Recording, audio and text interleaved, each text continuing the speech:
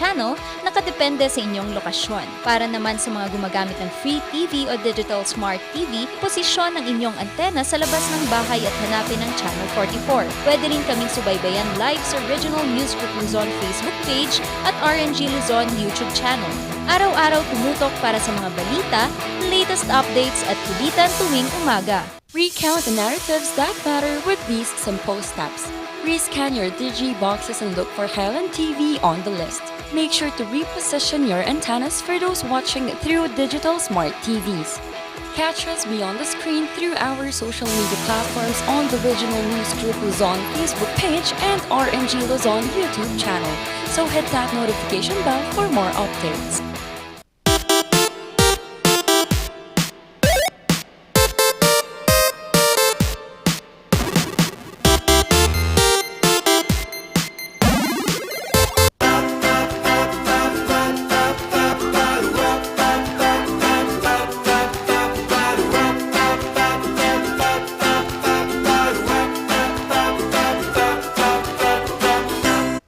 Magandang umaga, Northern Luzon. Magandang umaga, Cordillera. It's Throwback Thursday ngayong umaga sa Morning Balitaktakan.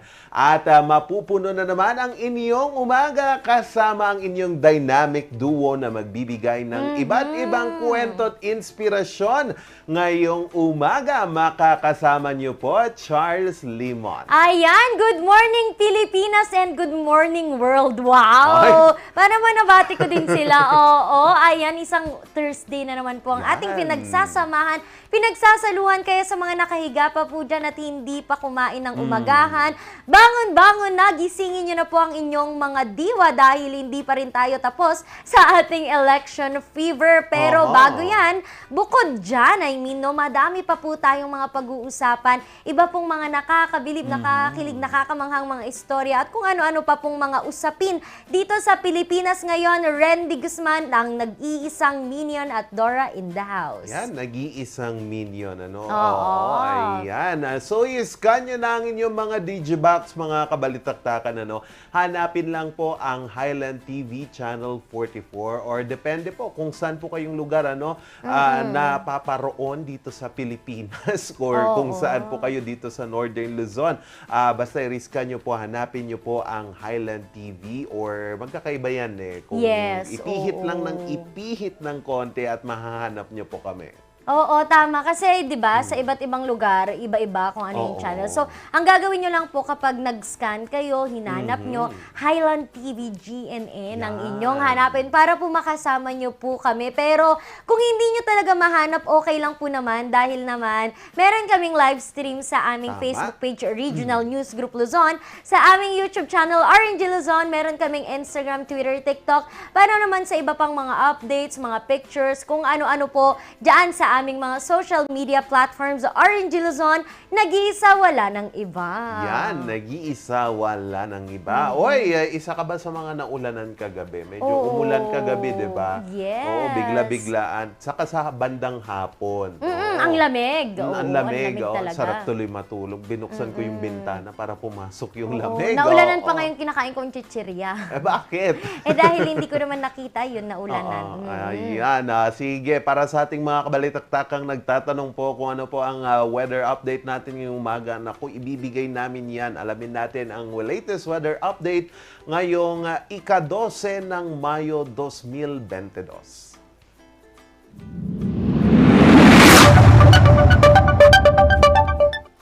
Ang lowest temperature po natin ngayon dito sa Baguio City na itala kaninang bandang alas 5 ay 16.7 degrees Celsius. Ako, malamig pa rin, ano?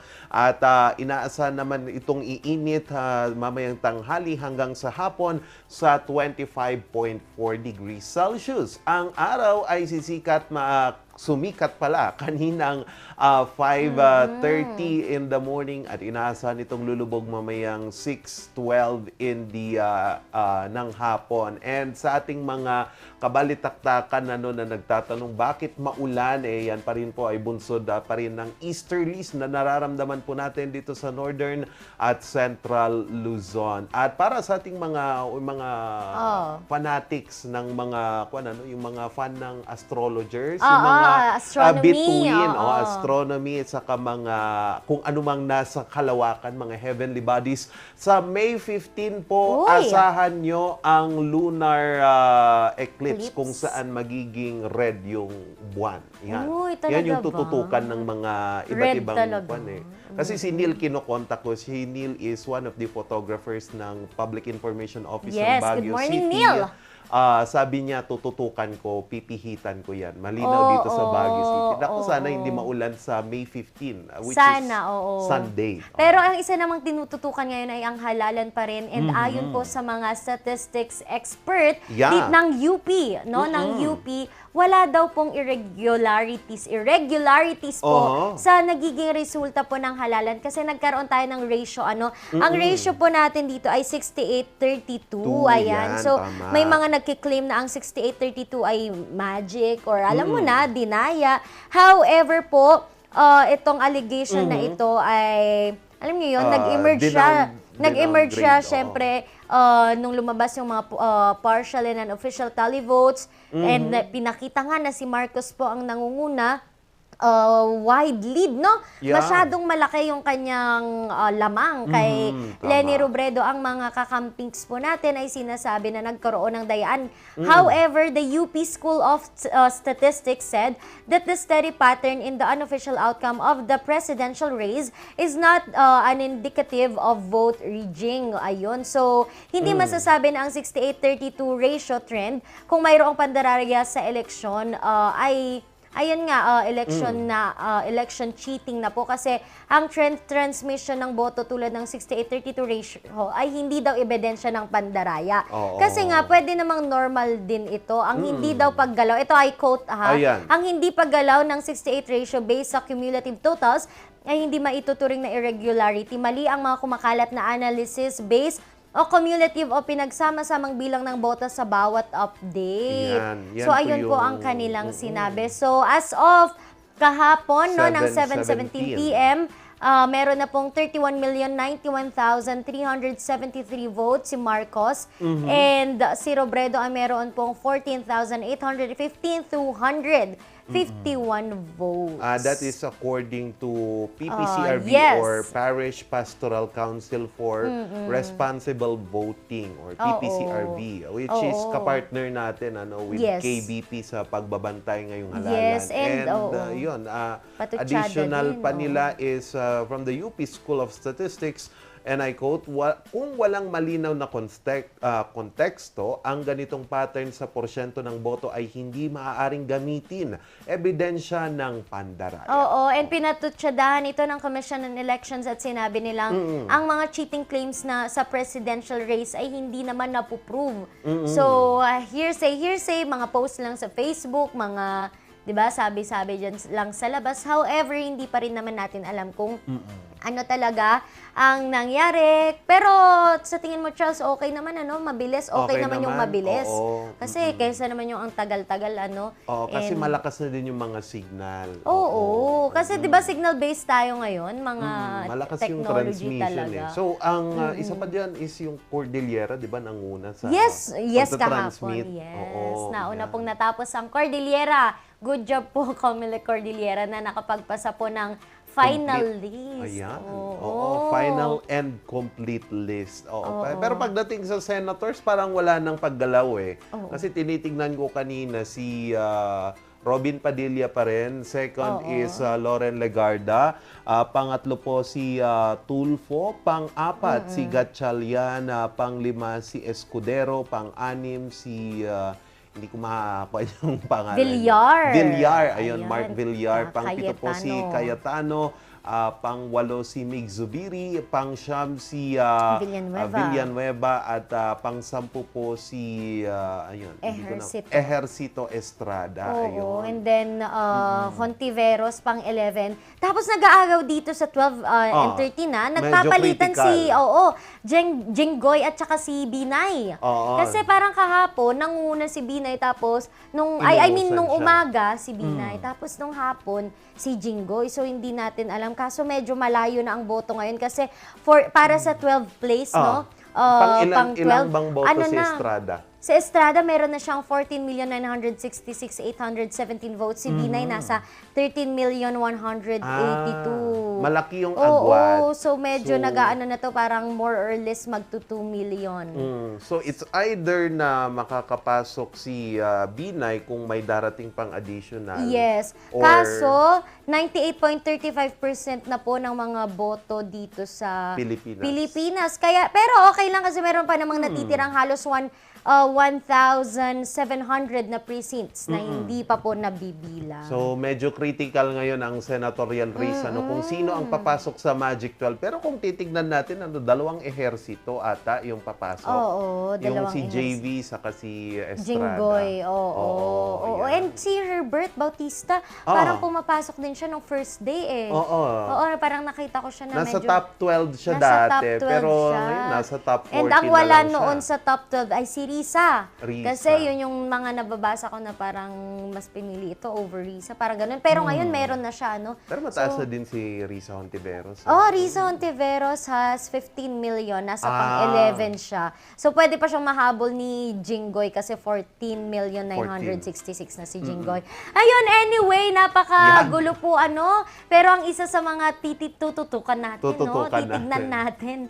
Kasi ano daw itong balita, Charles, na magiging secretary na daw po. Yan po yung sinabi kagabi, or kagabi ata yon, yung sinabi Yes, po kagabi ni yun.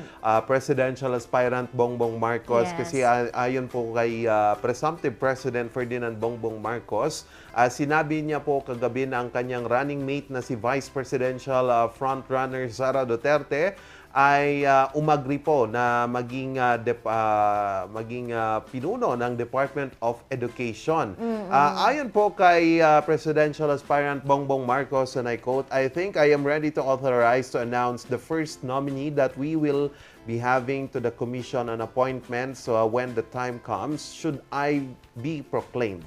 That is that our incoming Vice President has agreed to take the brief of the Department of Education." So, yan po yung sinabi niya sa kanyang televised speech kagabi. So, sinabi po niya na isa sa mga rason kung bakit i-appoint po niya si Sara Duterte bilang susunod na Education Secretary ay dahil po sa role nito bilang ina na gusto pong masiguro na ang kanyang mga anak ay well-trained and well-educated. So, yan po yung sinabi niya. And I quote, "That's the best motivation that we can hope for." So that is the first announcement that I can make that has come out of this process. Yan po yung sinabi niya. However, parang, di ba, si Sara Duterte ang isa sa nagpupush ng ROTC dito. Kasi nababasa ko noon na parang lagi niyang sinasabi na dapat daw lahat ng estudyante ay nag-undergo ng ROTC. So, kung siya magiging education secretary,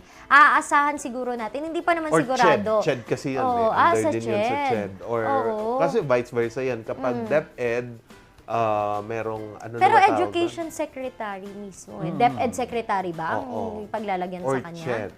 Or Department of DepEd. Education. Pero yung ROTC sa CHED. CHED yun eh. Pero yung it goes naman siguro, no? Oo, kasi nag-undergo pa ako ng high school. However, high school naman ang ROTC di ba? Pwede. Under DepEd pa naman ang high school, tama ba? Kung hindi ako nagkakamali. So, siguro ganun, or senior high ba? Hindi ko Senior high. Oo. Kasi nadagdagan tayo ng 2 years. So, ang 4th year is, ano ba? However, ang ROTC nga before is 4th year bago sila graduate, tama? I So, if remember. ever, under pa rin siya po ng Department of Education yun. So, handa ka na. Ikaw, Charles, kung nag-ROTC ka ba? Hindi. Pero yung, ano ba kasi tawag no? Nakalimutan ko yun eh. Pero nagmarcha-marcha kami noon. Oo. Nagmarcha-marcha kami nung high school. Oo. Pero kung ako, hindi ko alam. Pero parang okay naman siya. Anyways, bago po ang lahat ng yan, medyo mamasyal po muna tayo. Dito Sige. po sa Tuba. Ayan, Uy. meron kasi isang pasyalan dito. Ano And yan? napakaganda ng history nito. Medyo kakaiba. Medyo ito ang kasagutan sa mga nangyayari siguro. Pero hindi natin sure. Panoorin natin kung ano nga ba itong Aran Cave. The Highway of Discoveries.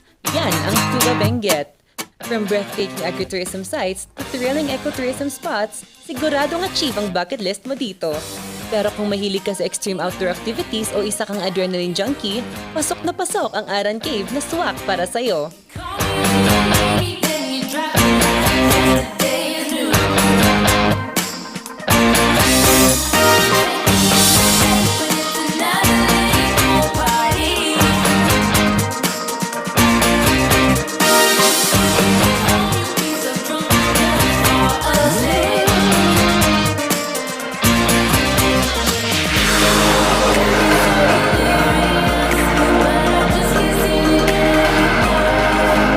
Silipin at tunghayan yan sa Morning Balitaktakan at Luzon Headlines.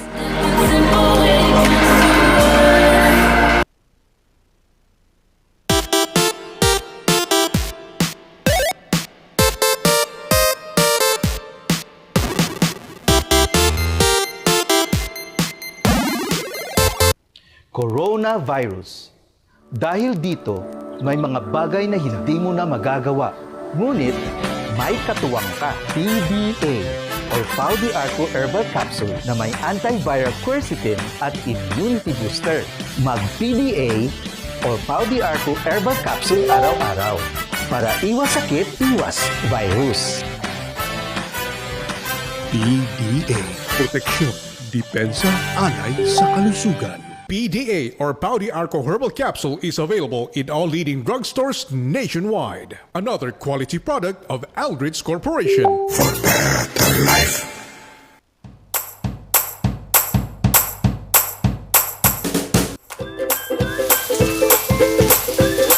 Bestsellers that we have are the pork sisig, sizzling liempo, quarter leg, and then we have the sizzling beef pares as well.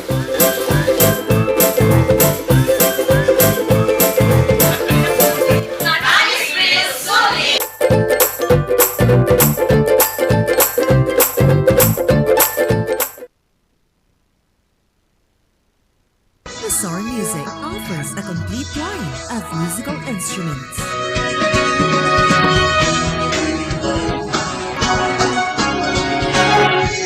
Mazar Music, Baguio's pioneer in online music and art lessons.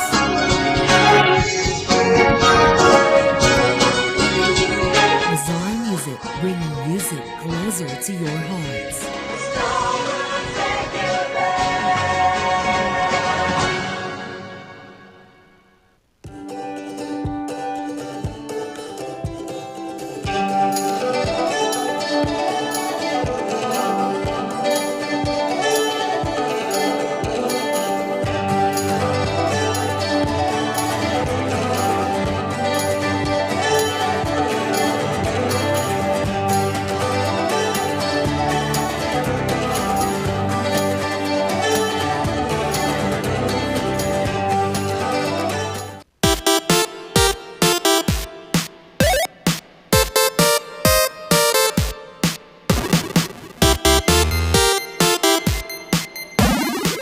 Narito na ang mga balitang nakalap ng Luzon Headlines kahapon. Hindi raw dapat ikabahala ang pagbagsak ng Philippine stock sa pagtatapos ng halalan sa bansa. Kung bakit, alamin sa report ni Charles Limon. Bubukas ng trading sa Philippine Stocks Exchange kahapon, bumaba sa 2% ang benchmarking nito. Bumaba pa ito ng 3% sa pagsasara ng merkado. Ayon kay Efren Cruz, isang financial advisor, hindi ito dapat ikabahala. Lahat po ng investor, ang pinakayaw nila is uncertainty. Now, may uncertainty po ngayon kasi hindi pa nila alam paano magiging polisiya ng bagong uupong gobyerno. Kaya ngayon po, siguro sila ay nagmamasid, hindi muna gumagalaw ng aggressive, yung either magdadagdag ng investment o magpo-pull out kasi manonood muna sila. Eventually po magde-decision din yan as the months go. Ikinokonekta kasi ng ilan ang pagbaba ng stock sa pangunguna ni Presidential Aspirant Bongbong Marcos sa halalan 2022. Anya, marami pang dapat ikonsidera sa pagbaba ng stocks kahapon. Yung effect po ng pandemya ay nagdulot ng mataas na inflation. Hindi lang sa Amerika, ngayon nararamdaman din natin sa Pilipinas. Dagdag po natin doon yung impact ng Russia-Ukraine war na lalo pang nakapaglimita ng mga supply kaya lalo tumataas ang presyo ng bilihin. At isa pa, na pinaka very powerful po na impact sa mundo is that ang ginagawa kasi ng Federal Reserve, yung Central Bank ng Amerika, para labanan ng inflation, tinataasan nilang interest rates para hindi masyado maging aktibo yung mga negosyo, mag-slow down sila para hindi din masyadong naghahabol ng presyo sila. Pag nangyari po, pag tumataas yung interest rate sa US, apektado yung buong mundo eh. Sa inilabas na report ng Philippine Statistics Authority, papalo sa 4.9% ang inflation rate o ang pagtaas ng mga bilihin noong Abril. Sobra ito sa target ng pamahalaan na makontrol lamang sa 4% ang inflation rate sa unti-unting pag-recover ng bansa mula sa pandemya. May payo naman si Efren sa mga may planong mamuhunan. Kung kayo naman ay walang, kumbaga tinatawag namin all set, wala kayong sizable na pera, wala kayong experience and expertise sa pamumuhunan. At yung isa pa, kung kayo empleyado, kung kayo negosyante, busy, wala kayo noon time magtutok sa pamumuhunan, huwag na kayong bumili diretso ng mga kung anumang stocks, bonds, o anumang meron dyan. Magpa-manage na lang kayo ng pera sa mga professional. Bukas, ilalabas ng Bangko Sentral ng Pilipinas ang first quarter report ng Gross Domestic Product ng bansa. Malaking tulong ito para sa pagdedesisyon ng mga mamumuhunan sa bansa. Charles Nicolimon, para sa Luzon Headlines. Samut-saring reaksyon ng publiko ng mga taga-Baguio ang nakalap sa resulta ng Halalan 2022. Ating alamin sa report ni Ren de Guzman. Iilang resulta na lang mula sa mga presinto sa buong Pilipinas ang inaantay ng COMELEC bago tuluyang mailabas ang opisyal na resulta ng Halalan 2022. Sa partial and unofficial results, nangunguna pa rin sa pagka-presidente si Bongbong Marcos. Pumangalawa naman si VP Leni Robredo na halos kalahati lamang ng boto ni BBM. Pangatlo ngayon si Manny Pacman Pacquiao. Sa vice-presidente naman, nangunguna ang katambal ni BBM na si Inday Sara Duterte. Sinundan siya ni Kiko Pangilinan at pumangatlo si Tito Soto. Bakit, sir? Pero si Jeline, mukhang dismayado. Yeah, I'm still confused sa nanalo. But, wala eh. Yun yung choices ng majority na sa Pilipinas. Sa labanan ng mga senador, nakapasok sa unofficial top 12 sina Loren Legarda, Raffy Tulfo, Win Gatchalian, Chis Escudero, Mark Villar, Alan Peter Cayetano, Mig Zubiri, Joel Villanueva, JV Estrada Ejercito, Risa Hontiveros, Jinggoy Estrada at ang nanguna sa kanilang si Robin Padilla. Prabot-prabot na lang sila. Mas maganda yung mga bago kasi meron na yung mga datihan, matatanda, mga matatalino, mga abogado, pero wala naman nagawa. Subukan natin mga bago. Baka si Robin Padilla, napakasimple na ng plataforma niya pero hindi napaka-imposible gawin. Ang Padilla? Oo.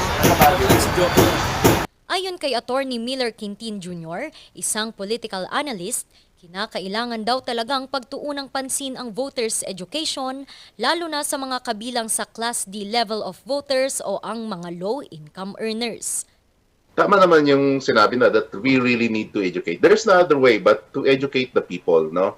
And for them to realize that, no, pag-isipan nila, no, this 6 years or this 3 years na binoto nila, whether their yung vote nila was worth it when they voted for that particular person. Tama ba ang binoto nila? So, yeah, education, no, voters education is really important. And of course, hindi natin maiiwasan talaga na no that they are attracted sa mga or not attracted but misguided sila sometimes in selecting their leaders because they do not really have the necessary skills in order to select yung kanilang mga kandidato, no? Sa datos ng Pulse Asia, 78% ng mga botante ay kabilang sa Class D.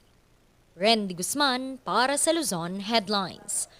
Kilalanin naman natin ang top 10 graduates ng Bagsik Diwa Class of 2022 ng Philippine Military Academy. Magbabalita Charles Limon. Pagmamalaki na ipinakilala kahapon ng Philippine Military Academy ang top 10 graduates ng Bagsik Diwa Class 2022.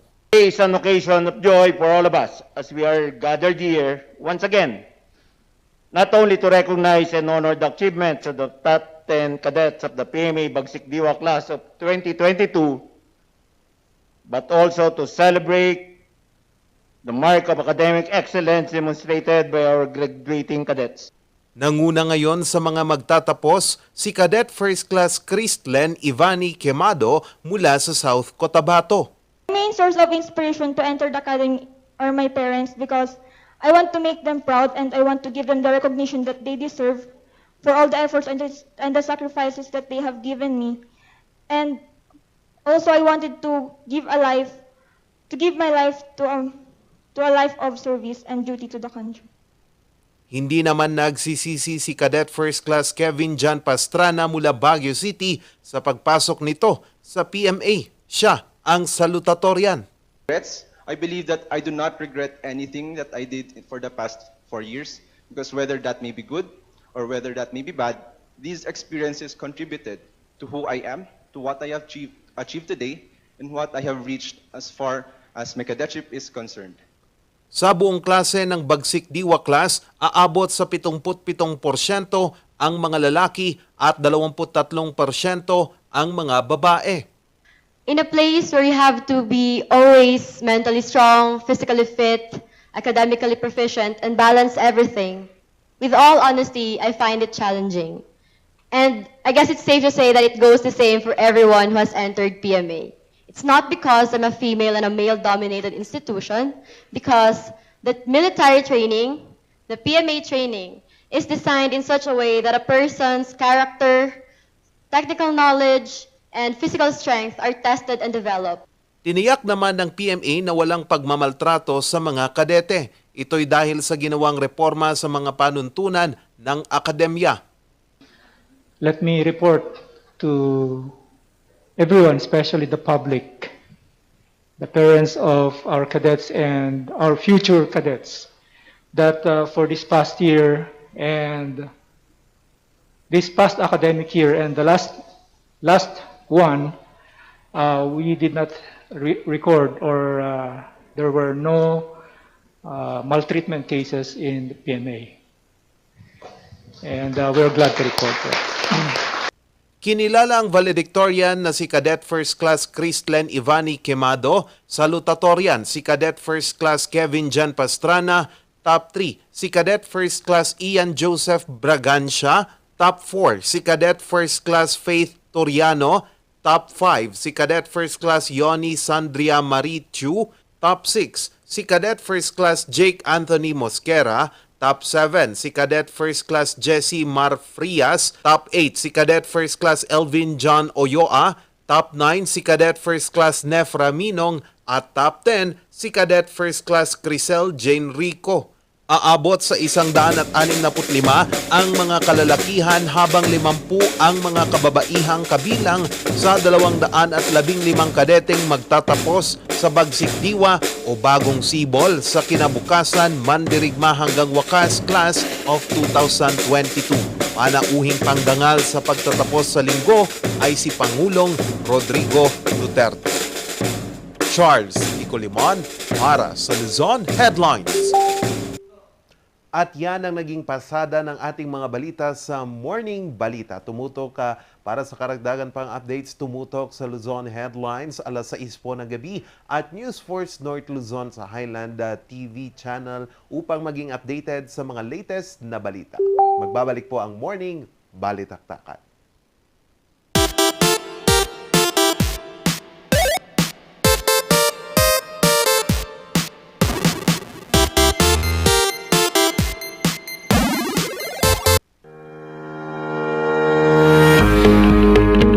Country Club, the first and only 5-star mountain resort in the Philippines, is fully equipped and ready to welcome you back.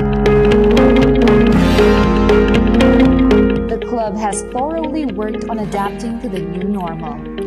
The usage of any of the facilities and amenities of the club is governed with specific rules, regulations, and procedures in accordance to the medical, physical distancing, and disinfecting protocols. And as you return back here to your second home and make new memories with us, we assure you that at the Baguio Country Club, you do not have to worry because we can assure you that the club continuously puts great importance to the health, safety, and wellness of its members, guests, and employees. Narito ang ilang tag-initipid tips na pwedeng gawin ng hindi nahihirapan at nananatiling komportable sa pang-araw-araw na pamumuhay. Linisin ang fan blades ng electric fan para mas malakas ang buga ng hangin pero mas matipid ang konsumo sa kuryente. Kung gagamit ng aircon, isara muna ang mga pinto at bintana para mas mabilis lumamig ang kwarto. Siguraduhin ding malinis ang aircon filter at condenser. Magtulungan tayong lahat sa mahusay na paggamit ng kuryente upang masigurong tuloy-tuloy na maihahatid ang kuryente saan man sa bansa. Isang paalala mula sa NGCP.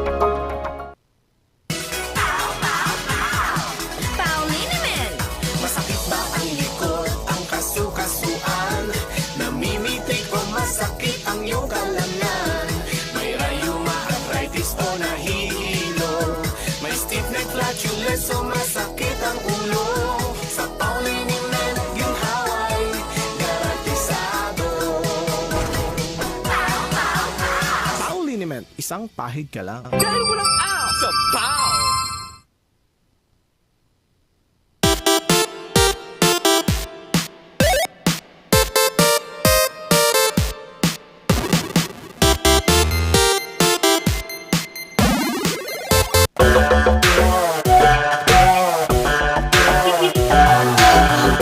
Sinimulan ko nung walang naniniwala sa paligid ko.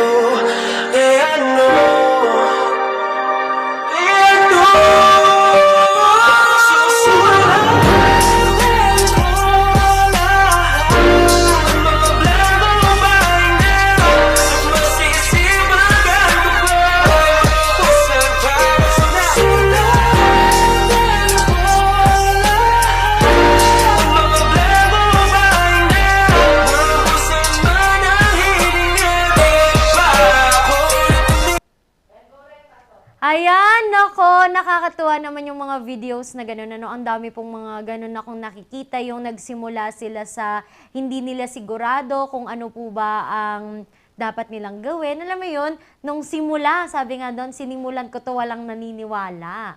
'Di ba? Madami kasing ganyan mga ka-MB no, na mga sa una i-question ka nila, okay ba yan? Gagana ba yan? Pero at the end, okay naman pala, ano?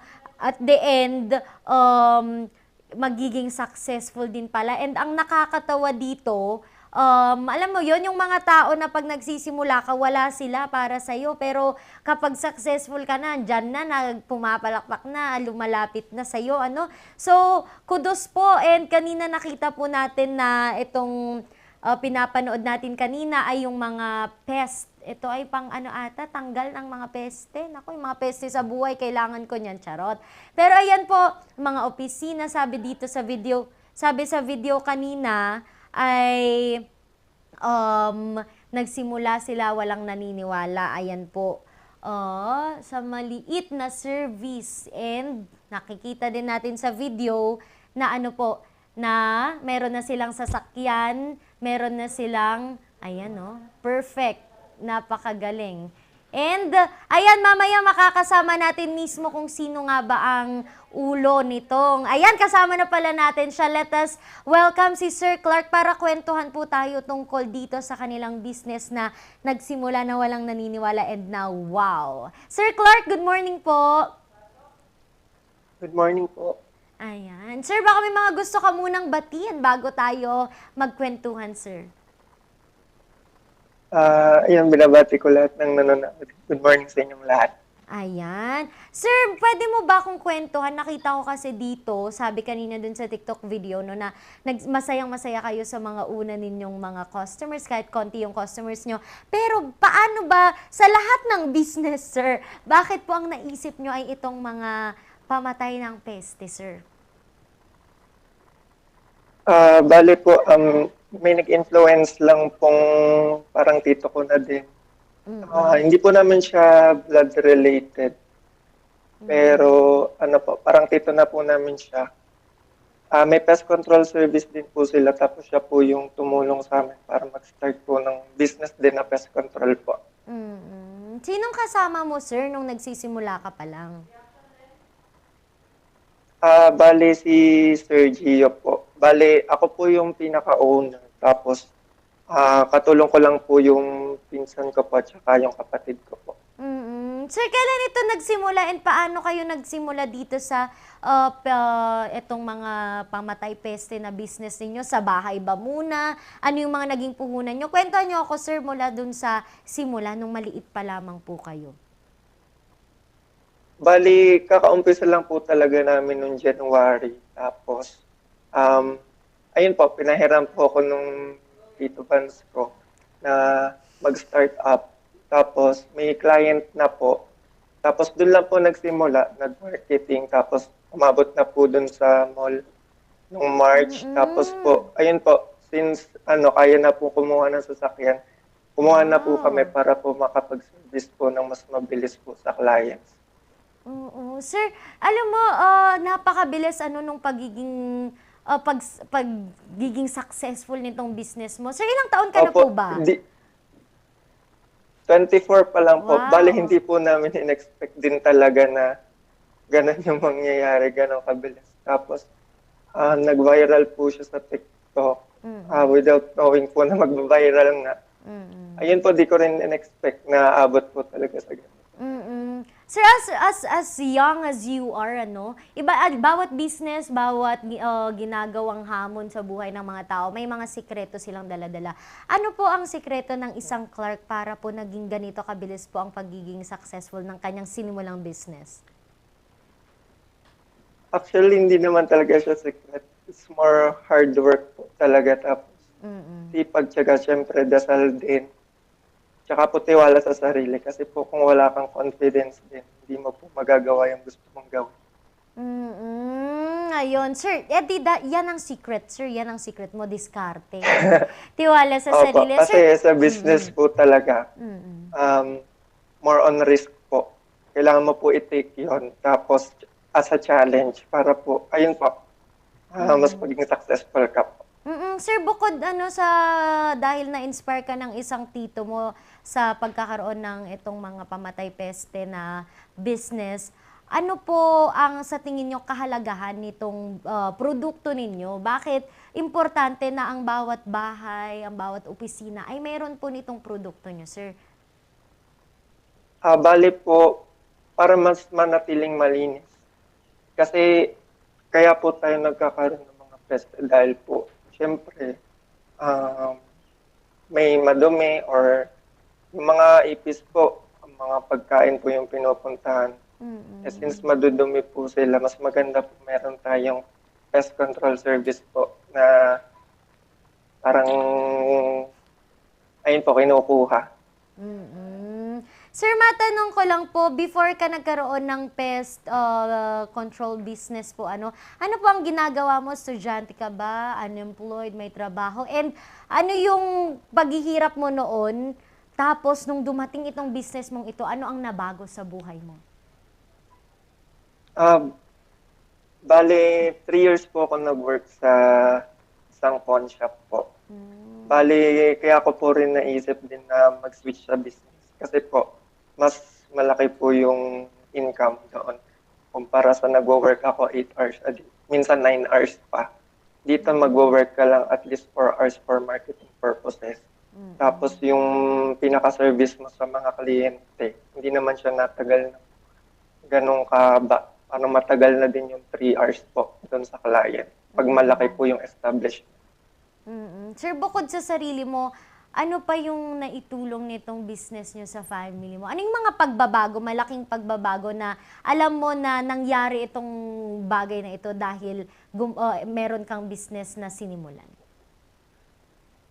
Bali, malaking pagbabago. Siguro yung nagkaroon kami ng sasakyan at saka mas marami po akong naiipon ngayon kumpara po dati. Na nagtatrabaho lang ako kasi more on expenses lang po talaga yung nasa sweldo ko dati. Ngayon po, expenses plus ipon po. Sir, para sa aking huling katanungan, ano ang gusto mong sabihin po dito sa ating mga kabalitaktakan na sa ganiyang age, hindi pa nila alam kung ano yung gusto nila sa buhay. Alam mo yun, yung mga takot magsimula, yung mga natatakot na malugi, or wala talagang lakas ng loob na mag-risk sa kahit ano pong mga bagay. Anong mensahe mo sa kanila, sir? Bali, tiwala lang po sa sarili. Plus, syempre, magdasal. Minsan nakakatulong din yung paghingi mo ng sign. Tapos, ayun po, work hard po talaga. Kahit magtiwala po kayo sa sarili nyo kasi you'll never know po if you'll never try naman po. Kaya yun po, pinaka-the best po. Subukan po natin para mas malaman natin kung para sa atin ba siya. Sir Clark, saan ba namin kayo pwedeng i-contact? Baka mag-order ang ating mga kabalitaktakan. Saan namin kayo pwedeng i-contact, sir? Bale, meron po kaming Facebook page, Pest Connect Pest Control Services. Tapos, you can contact us po sa 0908-888-4515 or call us po sa 042-784-3565. Ayan po, message lang po kayo sa Facebook page namin. Oo, Sir Clark, maraming salamat. May gusto ko pa po bang pasalamatan, sir, na naging inspirasyon mo? Ayun po, gusto ko bang pasalamat, of course, sa taas. Tapos po sa family ko at saka sa friends ko na lagi sumusuporta. At saka po, syempre, sa mga kliyente po namin dyan. At saka po sa mga patuloy pa pong susuporta sa business ko po. Ayan. Thank you so much po, Sir Clark, sa pag-share po sa amin ng inyong story. Thank you po. Ayan. Yan po ang aking ibinida ngayong araw si Sir Clark. Napakabata, alam mo, nandito siya sa age na hindi niya pa, kasi medyo magkakalapit ang aming age, ano? Nasa age pa siya na hindi niya alam kung ano ang dapat niyang gawin sa buhay. Dapat, ganun, no? Kasi usually ganito yung karamihan sa mga age na ganyan. Pero siya sumubok, nagtiyaga, nagpursige, hindi sumuko. At ngayon, ay kanya na pong nakukuha ang kanyang mga pinaghihirapan. Kaya mga ka-MB, huwag kayong matatakot mag-take ng risk as long as alam nyo na kaya nyong panindigan ang inyong mga choices sa buhay. At kung madapaman, bangon ulit, try ulit hanggang maging successful na tayo. At yan po ang aking ibinida dito sa Iba Rin. Mamaya ano naman kayang ulit ang ating pag-uusapan ng Gentle Giant? Malalaman natin yan sa pagbabalik ng Morning Balitaktakan.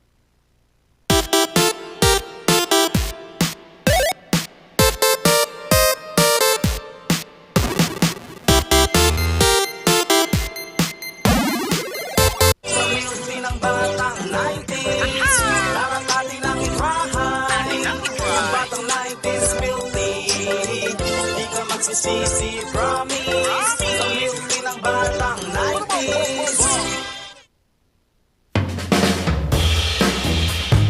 Yes!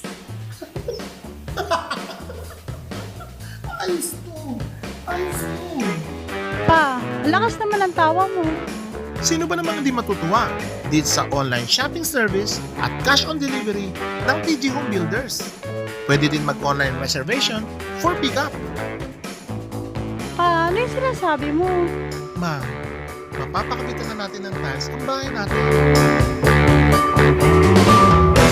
Pa, baka naman pwede mo isabay yung bubong ng bahay natin. Para sa quality construction materials, mag-TG Home Builders. Main warehouse and showroom at number 75 Ferguson Road, Gisad, Baguio City. Bucaucan Branch at number 73 Bucaucan Road, Baguio City. Marcos Branch at KM3 Marcos Highway, Baguio City. Sales Office Branch at number 221 Atab Marcos Highway, Baguio City. La Trinidad Branch at KM6 Butag, La Trinidad. And Urdaneta Branch at MacArthur Highway, Urdaneta City. TG Home Builders. We turn houses into homes. Gusto mo bang maging updated sa balita at mapasaya ang inyong araw?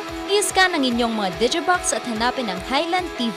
Ang aming channel, nakadepende sa inyong lokasyon. Para naman sa mga gumagamit ng Free TV o Digital Smart TV, posisyon ng inyong antena sa labas ng bahay at hanapin ang Channel 44. Pwede rin kaming subaybayan live sa Original News Group Luzon Facebook page at RNG Luzon YouTube channel. Araw-araw tumutok para sa mga balita, latest updates at kulitan tuwing umaga. Recount the narratives that matter with these simple steps. Rescan your Digi boxes and look for Highland TV on the list. Make sure to reposition your antennas for those watching through digital smart TVs. Catch us beyond the screen through our social media platforms on the Regional News Group Luzon Facebook page and RNG Luzon YouTube channel. So hit that notification bell for more updates.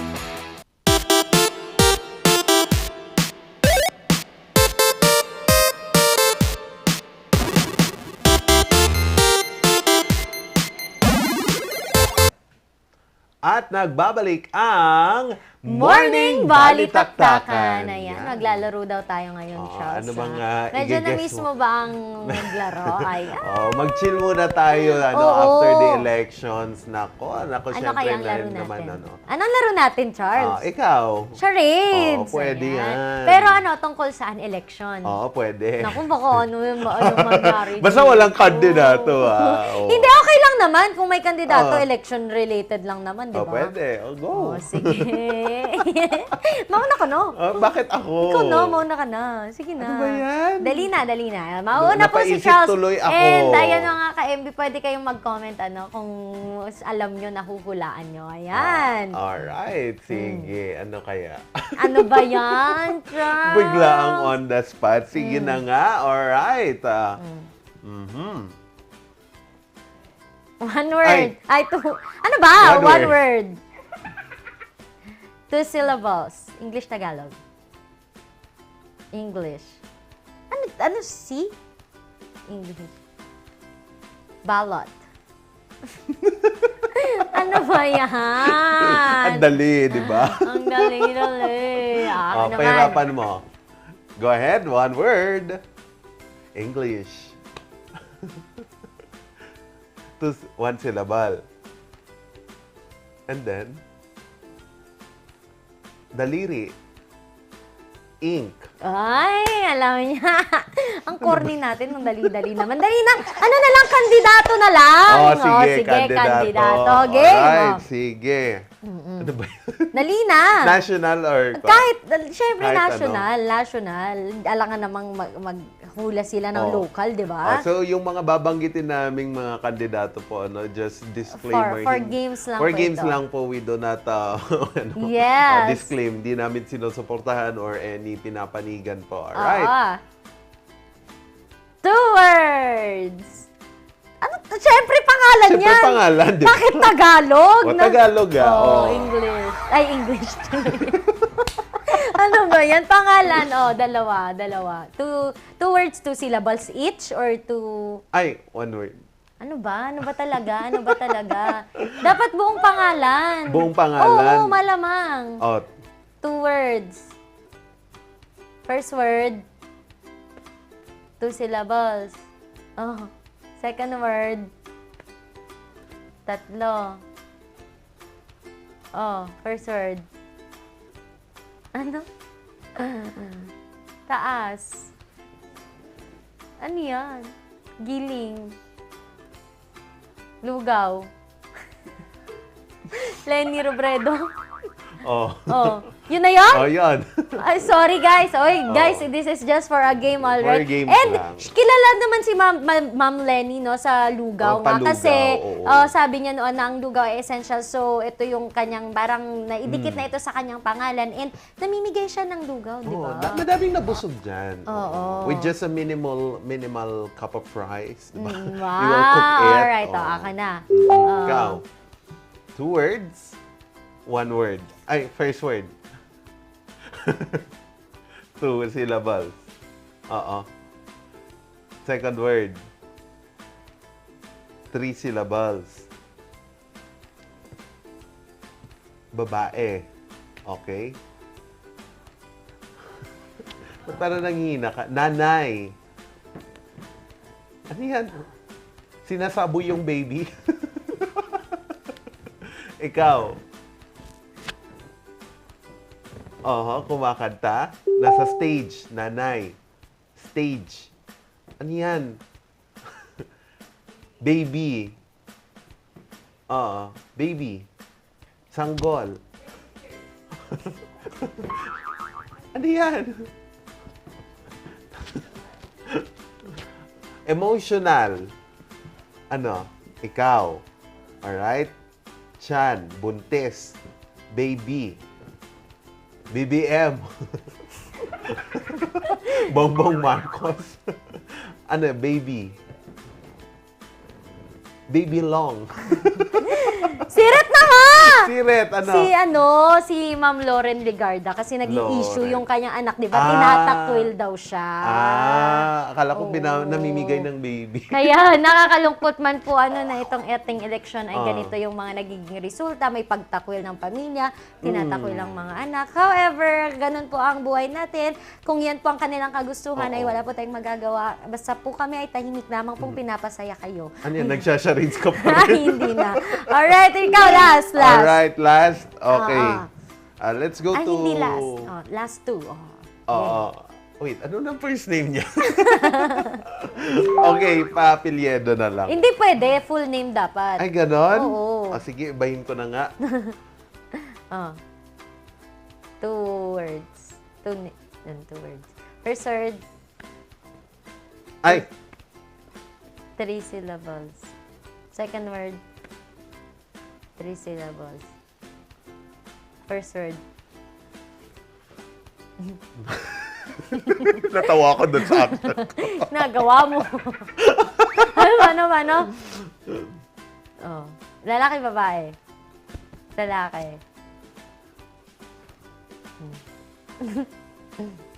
King Lacson. Panphilolacson. Panphilolacson, ano? Gawa-gawa ka, tama na ako Tama eh. na. Tama na ako eh, pag ganun mo pa lang eh. Alam Ito, na. mag-iisip pa to ng ibang pangalan na pasok doon sa ano niya eh. Pasok ba yun? King. Oh, 3 syllables. Panphilolacson nga. Yan. Alright, ako naman na. Alright. National lang. National lang, oh. Alright. Sige. Wala akong maisip. Hindi kasi ako charot. Oh. Ano kaya? National candidate. Bahala ka dyan. Candidate. Wala akong maisip, guys. Ay, bulong ko na lang sa'yo para hulaan ko. Hindi, meron pala akong listahan, mga ka-MB. Netong ating mga At ako'y magtitingin muna sa aking listahan. Nakala mo ba? Ano ba yan? Hindi ka prepared? Prepared ako, kaya lang nakakalimot talaga. Kaya, Lito Atienza. sino kaya? Turo mo lang ako. Ayan. Okay? 2 words. First word, 1 syllable. Uy, isa na nga. Second word, 3 syllables. Okay? First word, maganda. Naka-brace. Ano yan? Alam ko na. Ano?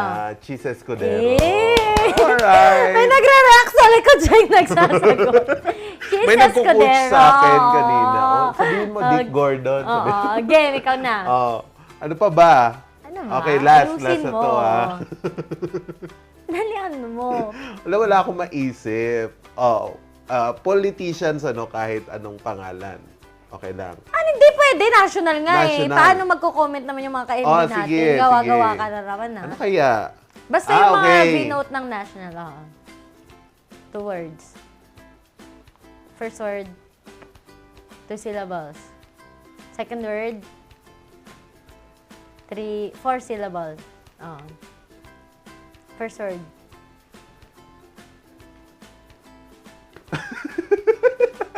Natumakbo yan hindi yung before. Tumakbo yan. Ang probinsyano ako. Charot. Robin Padilla. Ayusin mo, stop na? Motor. Driver.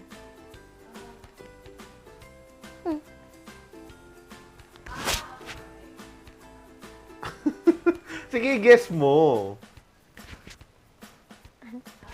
Oh, tapos... Natatawa ako sa kanya. Ano ulit? Anong ka? Halo, Angel. Oh, Angel. Oh, Ano pa? Angel. Oh, ano? Angel Motors. Ano yan? Yung sign niya, pero hindi siya masyadong kilala eh. Okay. Santino? Oh, sirit na nga. JB Ejercito. Kasi mahilig siya magmotor. Di ba? Oo, tapos, yun. Bahala na kayo dito. Alright. Corny. Oh, sige, ako na. Last. Babawi tayo. Babawi ka. Titingin muna. Yan, game. Sige. Okay, go. 2 words. First syllable. 2 syllable. Second word. 2 syllable. Parang kilala ko na yan. Parang kilala ko yan. Larry Gadon. Ang una kong naisip, si Harry Roque. Bakit? Kasi yung mga past rallies niya, hyper siya eh. Sumasayaw pa siya. Tapos Larry Gadon, yun yung second na pumasok Oo, sa kasi isip lagi ko. si Larry Gadon, no, kilala siya. Alam mo yun, parang bardagulan senator yun eh. Ang bardagulan yun, pwede yun sa mga bardagulan. And, ayun, ewan ko na, nakakatawa. Hindi nakakatuwa, pero nakakatawa. Ayun. At ayan po ang aming charades for today. Parang tayo. Hindi nakakatuwa. Hindi na kami nakakatawa. Oo, ayan. And ang oras na po, 7:57, 3 minutes na lang, alas 8 na sa mga nagmamadali na. Sa mga nagmamadali po na pumunta sa trabaho, pero alam na malilate na, dumaan na muna kayo sa Batang 90s. Batang 90s, kinuha ko.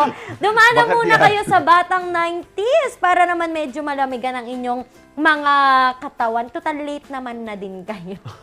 Oo, and para hindi kayo malito sa inyong pupuntahan, Maranan and Ballesteros Optometry Clinic, Vision Vision Clinic, and the only mountain resort here in Baguio City, Baguio Country Club. Ayan, pasalamatan din po natin ang TG Home Builders for their iba't ibang mga architecture, mga furniture kasi yun. Napakalayo yung architecture sa furniture. And then, pasalamatan din natin ang NGCP na nagbibigay ng kuryente sa ating mga buhay. At pasalamatan din natin ang Pugo, dyan po sa Pugo La Union, ang Pugad Adventure Resort. Nako, kung gusto nyo pong mag-relax at mag-enjoy, nako, pumunta po kayo dyan. And ngayon, nanonood sila dyan sa Pugo La Union. Hello, good morning! And para po din po sa iba't ibang mga music lessons na pwede nyo gustong matutunan, nandyan po ang Musarm Music. And ang pinakahuli ngayon pong summer season, ako pa iba-ibang mga panahon natin ngayon. Prone tayo sa sakit, kaya naman pwedeng pang-alalay dyan ng iba't ibang pampahid at iba't ibang mga gamot galing po sa PAO. Dahil sa PAO, wala nang sa PAO. Okay ka pa ba? Ulit, wala nang sa PAO. Ayan po, meron pa tayong isang minuto ka para batiin ang ating mga kabalitaktakan na nanonood po. Meron po dyan sa Pugo, dyan sa La Union, sa Irisan. Ayan, nakita natin kanina dyan. Kina Sir Leo, dyan po sa Irisan. Shoutout sa inyo. Oo, hindi ko pa na... Channel 20 daw. Channel 20. Alam mo pala, ba't mo tinatanong sa akin? Akala ko nag-review ka. Oo, ayan, ikaw ang nakabasa. Anyways, dyan po sa La Union, Pangasinan, Northern Luzon, shout out po sa lahat ng nanonood, syempre sa aking magulang and sa aking kapamilya. Maraming salamat sa patuloy pong pagsuporta. Yan, good morning. And also, pasalamatan din natin ang aking family dyan po sa Tagudin, Ilocos Sur. And dyan po sa Fontanilla family, dyan po sa Nueva Ecija. Good morning. And bukas, nako, magkita-kita ulit tayo. Ang makakasama nyo pa rin po ang inyong dynamic duo, ang inyong gentle giant, Charles Limon. At ang nag-isang minion, napakaliit pero napakakulit, Randy Guzman. Bukas, samahan nyo kami sa huling araw ng linggo. Napakabilis, grabe. Huling araw na po bukas. And for sure, magkakasama pa rin tayo para sa isang good vibes morning dito lang sa Morning Balitaktakan.